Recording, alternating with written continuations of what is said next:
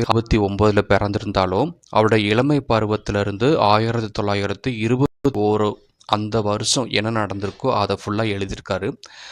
1921 ஆண்டுக்கு அப்புறம் என்ன நடந்தது அதெல்லாம் அவர் பேசலை. 1869 21 வரைக்கும் தான். It was originally written in Gujarati and published in the journal Navjeevan. அது 1925 29 வரைக்கும் இந்த ஜேர்னல் பயன்பாட்டில் இருந்துச்சு. அது இவரே எழுதின ஒரு ஜேர்னல். அதுக்கு பேர் நவ்ஜீவன் அப்படின்னு குஜராத்தில் இருந்தது.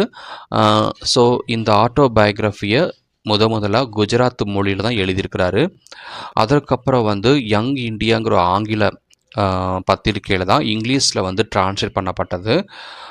சுவாமி ஆனந்த் இவருடைய பர்சனலாக ஒருத்தர் ஃப்ரெண்டு இருந்தார். அவர் மகாத்மா காந்தியை என்கரேஜ் பண்ணி தான் அவரோட லைஃப்பை கண்டிப்பாக சுயசரியாக எழுதணும் அப்படின்னு அவர்கிட்ட கேட்டுட்டார். அதுக்கப்புறம் மகாத்மா காந்தி தன்னுடைய வாழ்க்கை எல்லாமே எழுதியிருக்கிறாரு. The book details his early life, அவருடைய child marriage, family relationship, schooling, அப்புறம் லண்டனில் எப்படி கல்லூரி லைஃப் இருந்துச்சு, அப்புறம் பட்டம் பெற்றது, ஒரு லா அதாவது அட்வொகேட் ஆனது எல்லாமே இதில் மென்ஷன் பண்ணியிருப்பார். அதற்கப்புறம் சவுத் ஆஃப்ரிக்காவில் போய் போராட்டத்தில் நிறைய ஈடுபட்டிருக்காரு. அங்கே நிறத்துக்கு எதிராகவும் கருப்பின மக்களுக்கு ஆதரவாகவும், அப்புறம் அவருடைய ஆன்மீக தேடுதல், அதற்கப்புறம் சமுதாயத்திற்காக அரசியலில் எப்படி ஈடுபட்டார், இது எல்லாமே இந்த புக்கில் எழுதியிருப்பார். காந்தியோடைய ஃபாதரும் இவனோட மதர் 2 பேரும் தான் இவனுடைய இளமை அதாவது குழந்தை பருவத்திலேருந்து மிகப்பெரிய தாக்கத்தை ஏற்படுத்தினாங்க. அவங்க தான் இவருடைய ஒரு ரோல் மாடலாக இருக்காங்க.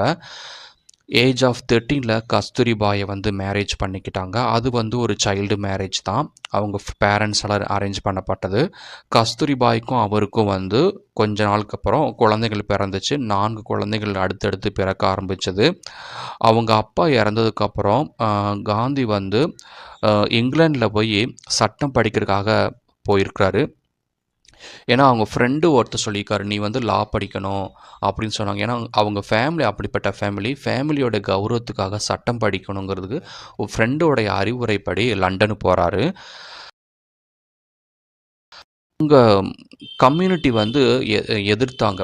நம்ம கம்யூனிட்டிக்காரங்க வெளிநாட்டு ஆங்கிலேயர்கிட்ட படிக்கக்கூடாது, படித்தோம்னா ஆங்கிலேயருடைய கலாச்சாரம் நமக்கு வந்துடும் அப்படின்னு நிறைய எதிர்த்தாங்க. அந்த எதிர்ப்பை மீறி அங்கே லண்டன் போய் படிச்சிருக்கிறாரு. அதற்கப்புறம் அவங்க மதர் ரொம்ப பயந்துட்டாங்க. என்ன அப்படின்னா, மகன் படித்தான் அப்படின்னா அங்கே உள்ள இங்கிலீஷ் கல்ச்சர் தன் பையனுக்கு வந்துடும். அதாவது ட்ரிங்கிங், ஈட்டிங் மீட், அப்புறம் பெண்களோட கெட்ட பழக்கங்கள் எல்லாம் ஆரம்பிச்சிடும் அப்படின்னு பயந்தாங்க. அதற்கப்புறம் காந்தி அவர் என்ன பண்ணல, இதுக்கெலாம் அவர் இடம் கொடுக்கல. ஸோ எப்படியாவது இங்கிலாண்டில் போய் படிக்கணும்னு அவருக்கு ஆசை தெரிவித்தார். அதனால் அவங்களுடைய சமுதாயத்தில் ஜாதி அடிப்படையில், மத அடிப்படையில் நிறைய எதிர்ப்பு தெரிவித்தாங்க. அதையெல்லாம் மீறி அவர் லண்டன் போனார். அதனால் அவர் கம்யூனிட்டிலேருந்து அவரை ஒதுக்கிட்டாங்க.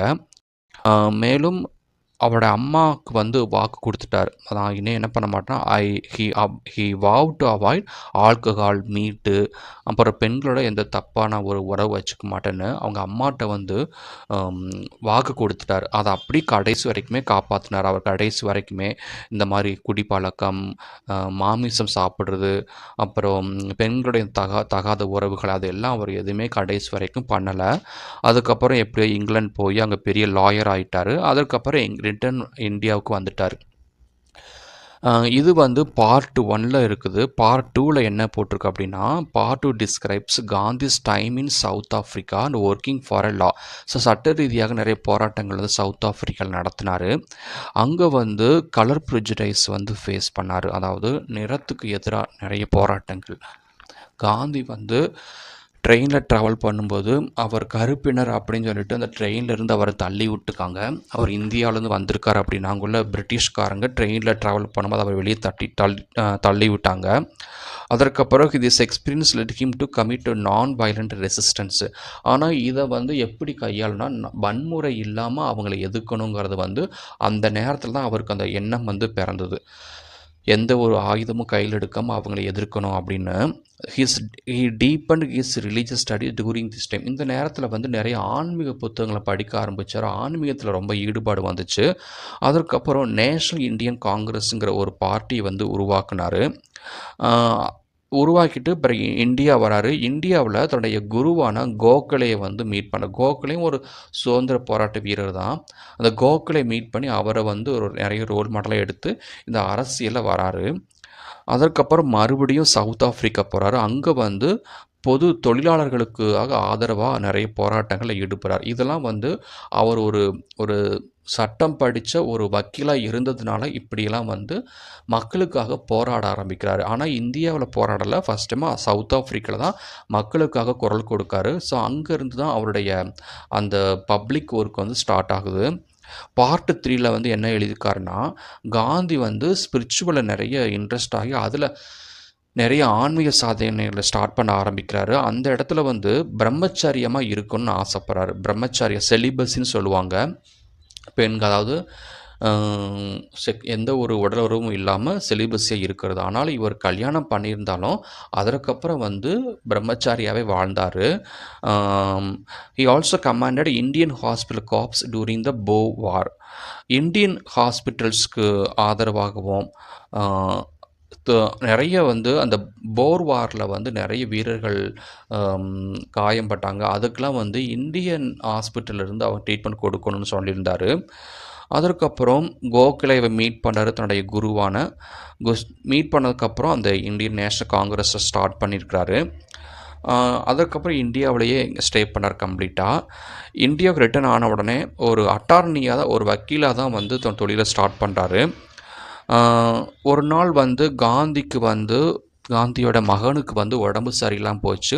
அப்போ டாக்டர் என்ன சொல்கிறாங்கன்னா, தன் பையனுக்கு வந்து மாட்டு மாமிசம் கொடுக்கணும், மாட்டுடைய மாமிசம் இந்த குழம்பு சாப்பிட்டா தான் பையன் குணமாகுவான் அப்படின்னு சொன்னதுக்கப்புறம் காந்தி இதுக்கு வந்து உடன்பாடு இல்லை. ஏன்னா மாமிசம் சாப்பிடக்கூடாது, தன் மகனுக்கு எப்படி மாமிசம் கொடுக்க முடியும்ன்ட்டு அதை ரெஃப்யூஸ் பண்ணிட்டார். ஏன்னா சில அவருடைய பிரின்சிபல்ஸ்க்கு அதை வந்து அக்செப்ட் பண்ணிக்கல.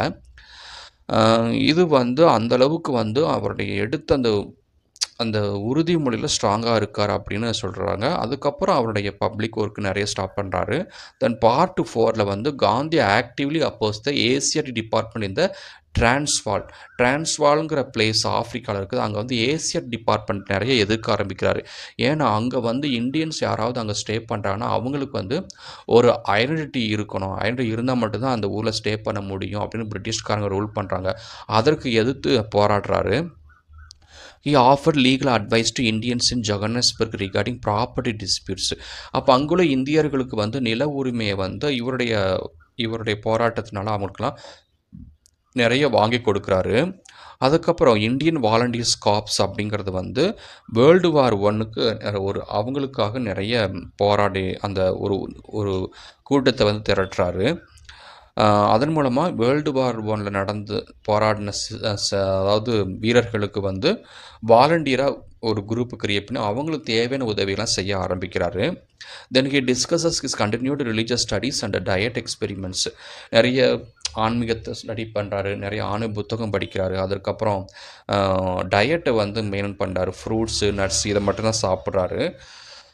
He shares his thoughts on the brahmacharya vow. அதுக்கப்புறம் பிரம்மச்சாரியா எப்படி இருக்கணுங்கிறது அதெல்லாம் ரொம்ப சீரியஸாக இருக்கிறாரு.